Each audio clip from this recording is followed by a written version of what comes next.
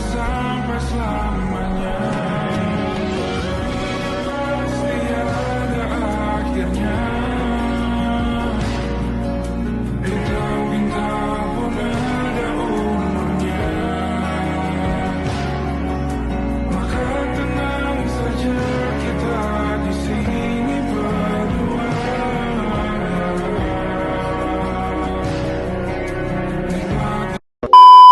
Ini kami dari kelompok 7 akan menjelajahi Museum Sangiran guna mengetahui bagaimana kehidupan manusia prasejarah dan mengetahui apa saja peninggalannya. Dan kali ini bersama saya, Widya, dari kelas 10 TP6 nomor absen 22. Saya Midel Saputra dari 10 TP6 nomor absen 20. Saya Farnah Fedanda dari 10 TP6 nomor absen 9. Saya Ignatius Jos dari 10 TP6 absen 14. Museum Sangiran ini kita dapat menemukan banyak sekali peninggalan manusia prasejarah dan peninggalan lain di zaman purbakala. Apa saja itu? Mari kita ikuti bersama. Ruangan 2 tentang langkah-langkah kemanusiaan. Itu satu pengembangan ya. Di dalam ruangan 2 terdiri ada dua lantai atas sama bawah. Kalau dilihat sudah selesai, keluar karena ruang.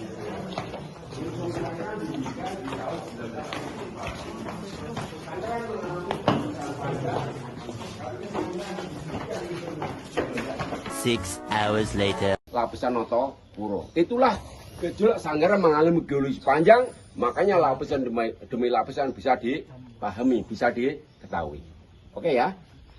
Jadi artinya ketika terjadi suatu gejolak, terjadi satu perubahan lingkungan, nah mulai muncul manusia demi manusia itu diawali dari lingkungan rawa-rawa. Nanti di slide dulu nanti dalam ruangan museum. Lalu, nah itu terjadi punah karena seringnya terjadi ada letusan gunung berapi. Maka dipastikan melihat secara langsung purba gereja kedua jenisnya apa? Pithecanthropus erectus. Jadi artinya kehidupan manusia purba itu ditemukan ada dua formasi, di lingkungan rawa hingga di formasi kabu atau hutan terbuka. Dalam kurun waktu saya kira mengalami transisi yang sangat dasar sekali mengalami ya.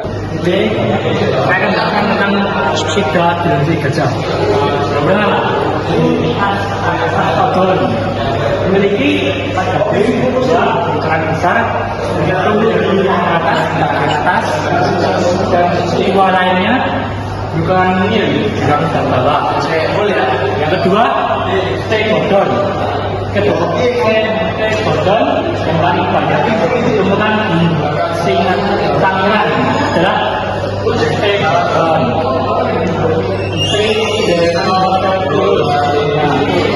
Yaitu spesies tegodon beratap tengkorak menonjol membentuk segitiga.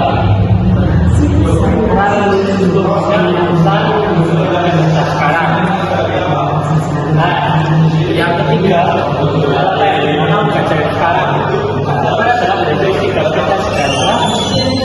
Purba hasil-hasilnya banyak cepat dilakukan paku. Ini menjadi gajah sekarang.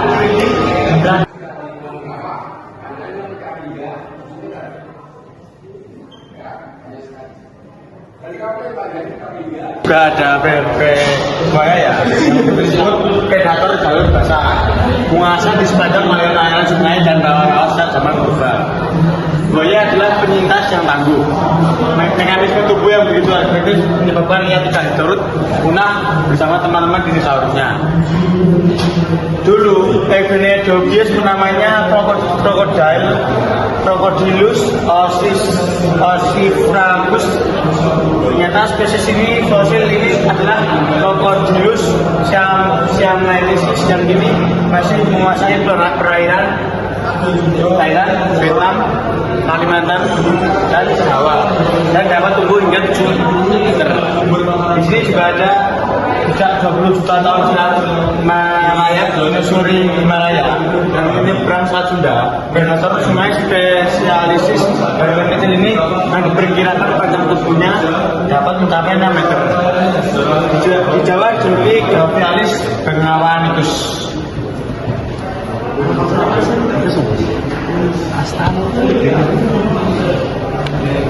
Nah, Kali ini saya akan menjelaskan tentang jenis-jenis Homo erectus. Yang pertama, jenis Homo erectus yang paling kuat, yaitu Homo erectus archaik. Homo erectus yang fosilnya banyak ditemukan di lapisan tunjangan, dan wingspan ini memiliki tulang rahang yang kekar dan gigi-giginya besar. Tentang hidupnya 1,8 juta sampai 900 ribu tahun yang lalu, dan memiliki volume atau kapasitas otak sebesar 870 cc. Ini termasuk volume otak yang belum besar bagi ukuran manusia. Lalu lanjut ke selanjutnya, yaitu Homo erectus typic.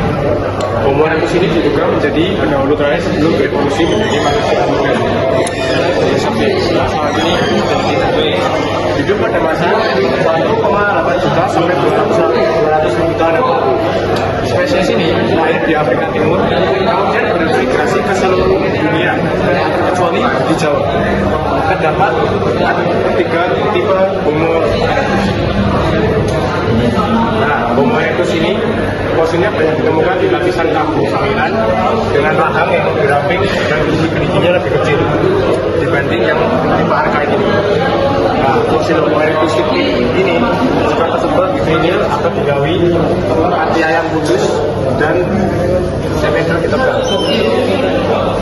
Tentang kehidupan dari Homo erectus typic ini adalah 800.000 sampai 300.000 tahun yang lalu, dan memiliki volume otak yang lebih besar daripada Homo erectus archaik, yaitu 1000 cc.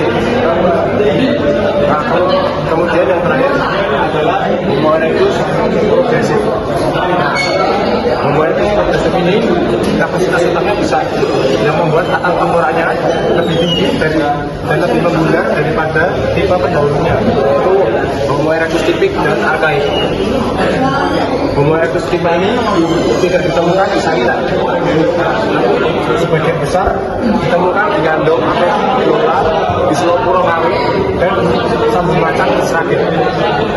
Dan kehidupan dari Homo sapiens progressive ini adalah 200.000 sampai 100.000 tahun yang lalu, yang memiliki volume otak yang cukup besar dibanding dua pendahulunya, yaitu 1100 cc. Nah, berikut ini merupakan bahan dasar alat bantu yang digunakan manusia pada zaman itu untuk membuat alat bantu, yang contohnya seperti kapak genggam, kapak perimbas, atau serpi. Nah, Homo erectus itu memiliki kemampuan yang baik dalam memilih bahan dasar alat bantu, sehingga menghasilkan alat bantu yang berkualitas baik. Bantuan dengan kualitas kadar silika dan tingkat kekerasan tinggi, jika dihaluskan akan menghasilkan bagian tipis yang sangat tajam, yang biasanya digunakan oleh manusia Homo erectus pada zaman itu untuk mengupas biji-bijian, memotong, dan lain-lain.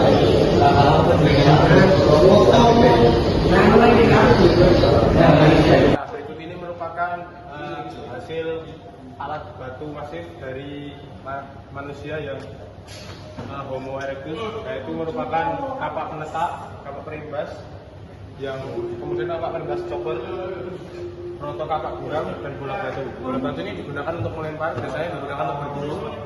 Dan kemudian kapak-kapak ini biasanya digunakan manusia Homo erectus pada zaman itu untuk menguliti, menyayat, dan memotong daging dari hewan.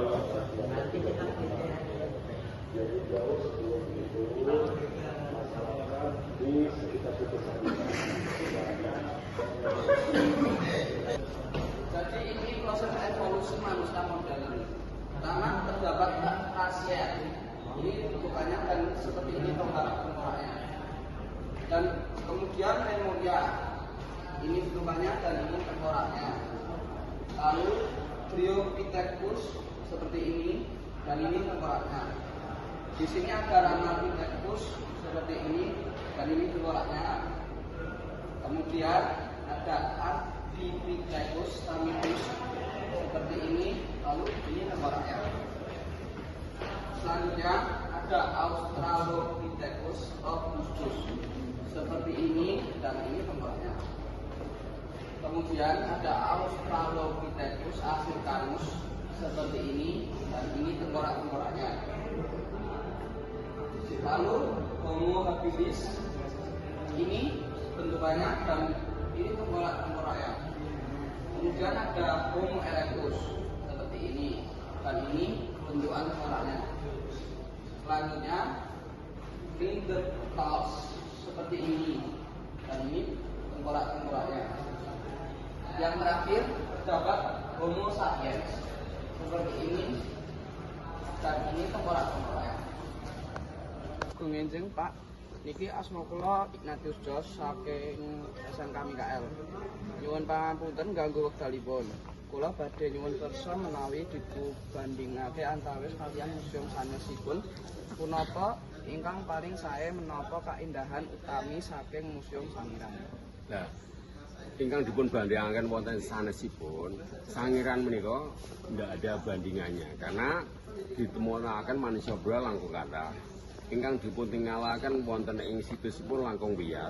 Nanging dipun tingali keindahan wonten ing Sangiran, dipun jelasaken tentang koleksi temuan yang bisa dipun tingali wonten salebetipun Sangiran, contonipun manusia purba dan ada binatang fauna kados dipun tingali wonten ing menika. Nah, tentang keindahan, kalau keindahan itu kalau ketika melihat ya sangat tidak merasa terganggu, pastinya nyaman dan indah bisa dikenang. Artinya seperti itu. Nggih. Mekaten ingkang saged kula jawab, kirang langkung matur suwun. Matur suwun nggih Pak, atas babagan sing paringi. Nggih, sami-sami. Asma kula Paran Arfaidanat saking SMK Mikael Jakarta. Nyuwun pangapuntenipun sampun ganggu wekdalipun. Kenapa-napa Kula badhe nyuwun keteranganipun babagan peninggalan manusia purba wonten ing Museum Sangiran punika. peninggalan iki tadi. Peninggalan manusia purba wonten ing Museum Sangiran. Niki ngeten nggih zaman rumiyin itu ditemukan fosil-fosil di Museum Sangiran itu sejak tahun 73. Pertama itu ditemukan itu tulang-tulang itu dikumpulkan di tempat Pak Lurah Toto Marsono, ditapung di rumah. Terus ada yang menemukan lagi gading gajah, gigi gajah, ya tulang-tulang apa aja hewan yang di laut itu, ada buaya, ada kura-kura, itu ditapung di tempat Pak Lurah Toto Marsono. Terus begitu tahun 73 itu didirikan Museum Sangiran, terus tulang-tulang itu dipindah ke museum itu.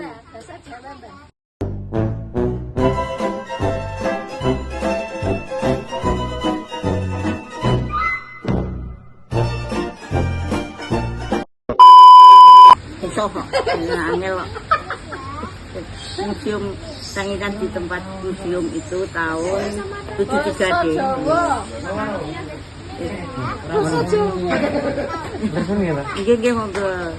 The next day. Di Museum Sangiran ini saya merasa senang karena saya mendapat pengetahuan baru, yaitu bagaimana manusia purba pada zaman purbakala itu bertahan hidup. Nah, bagaimana mereka memanfaatkan alam sekitarnya untuk bertahan hidup, menjadikannya alat-alat untuk membantu mereka dalam menunjang kehidupan mereka, seperti menjadikan batu menjadi alat bantu di kehidupan mereka sehari-hari. Juga saya juga mengetahui apa saja jenis-jenis evolusi manusia purba pada zamannya itu, dan saya juga mengetahui lagi siapa saja penemu fosil-fosil dan teori-teori apa saja yang pernah ditemukan para ilmuwan terdahulu tentang penelitian manusia purba ini. Dari sini saya belajar di Sangiran itu terdapat banyak hal, yaitu manusia purba, hewan purba, dan bagaimana Sangiran itu terbentuk.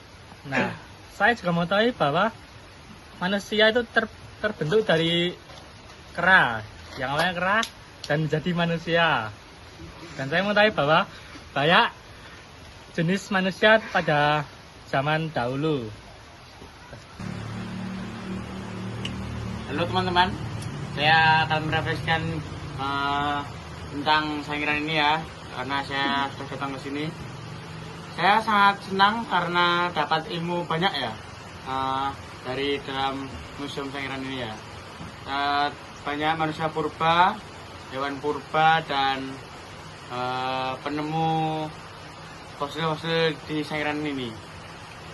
Kita tahu zaman dulu itu revolusinya bagaimana dan pertumbuhannya seperti apa itu, jadi kami itu jadi seperti tahu bagaimana evolusinya.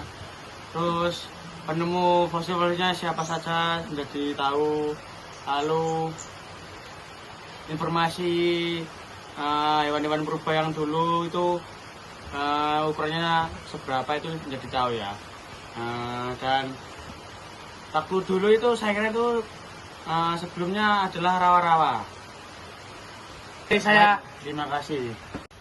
Oke, di Museum Sangiran ini saya belajar bahwa manusia purba dan hewan purba itu berbeda ukuran dengan kita yang sekarang.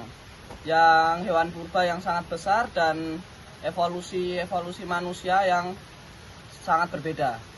Kita juga belajar bahwa dulunya itu Sangiran bukanlah dataran, yaitu rawa-rawa.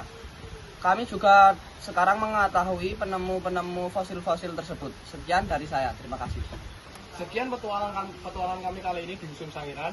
Kalau kalian ingin melihat manusia purba yang keren-keren, Ayo ke Museum Sangiran di Sragen, buka setiap hari Selasa sampai Minggu, jam 8 pagi sampai 4 sore. Kami dari kelompok 8 izin undur diri. dadah!